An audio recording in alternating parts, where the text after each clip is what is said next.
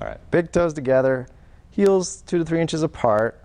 What we're doing is we're squeezing the hips in so the outsides of the feet lift up a little bit, trying to spread the toes as much as we can.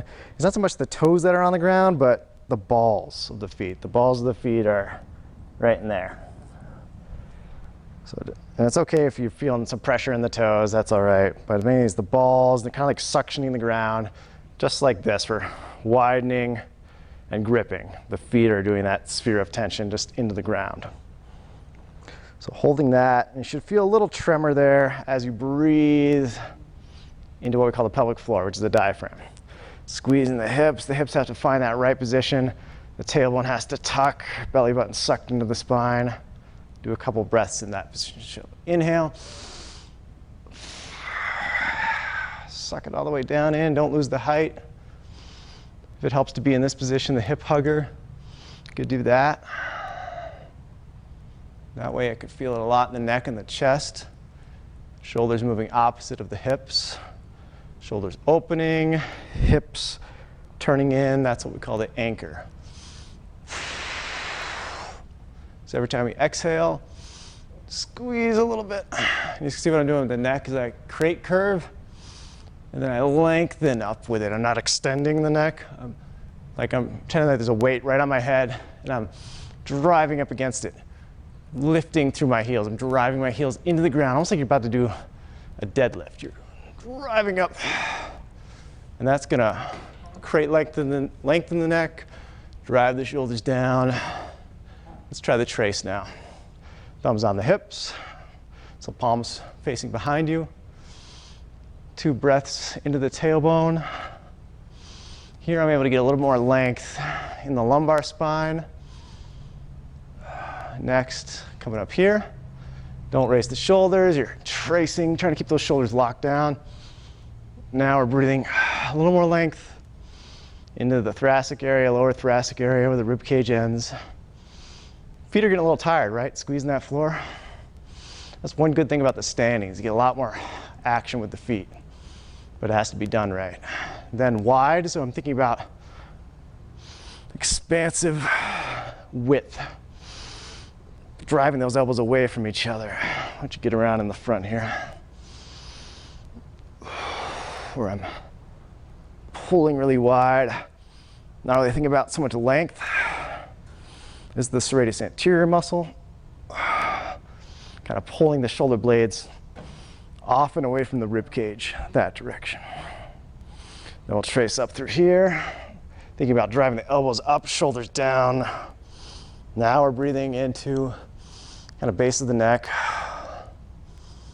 It's sweaty, it's shaky. This is that upper serratus muscle.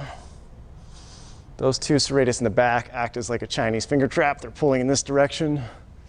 One pulling up, the other one pulling the rib cage down, because that attaches to these first couple ribs. First rib in the neck is up here.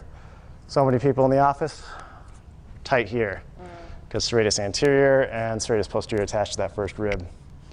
So that's what we're doing there.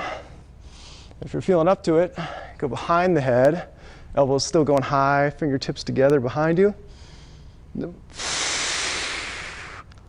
Good. And the big thing here is we don't want to extend.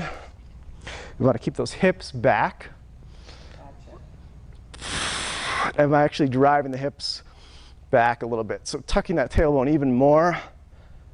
So tension in the hamstrings and the back at the same time, and in the arms. Good little drill I like to do here is inhale, turn the hands out. Exhale, come into like a little bit of a platter. And that'll force some tension into the neck.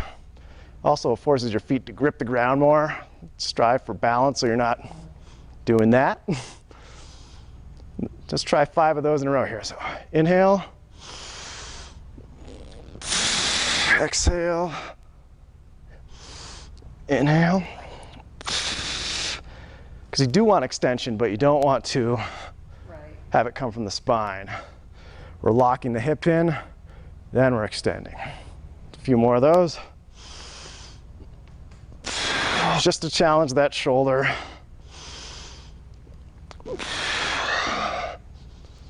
but also the neck.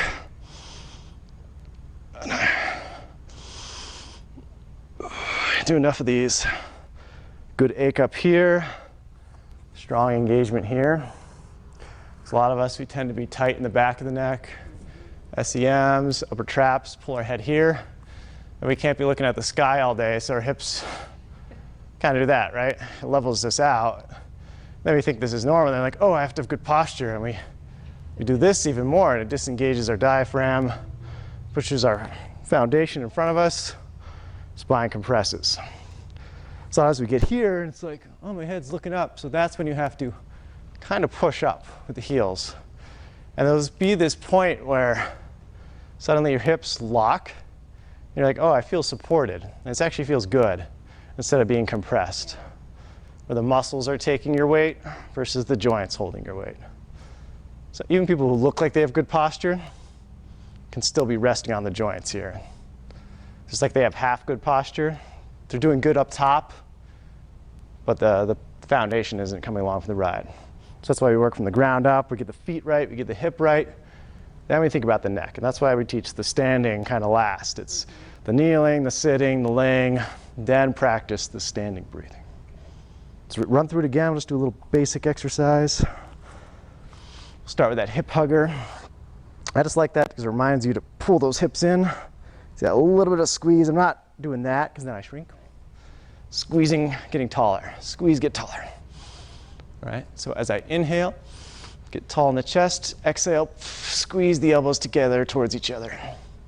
And that actually, you want to push a little bit into that hip bone, what we call the trochanter there. So the palms are forward. I'm shoving this way with my hands. Elbows squeezing in. So it should be dramatic stretch here, but also shaky. Using that to almost tuck the tailbone in a little bit. Lengthen here. And then trace.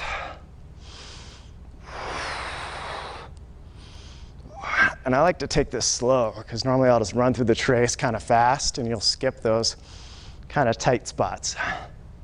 And the tight spots are what you really want to go slow through. Focus, like even if you can only get here, because you don't want to get here and like cheat.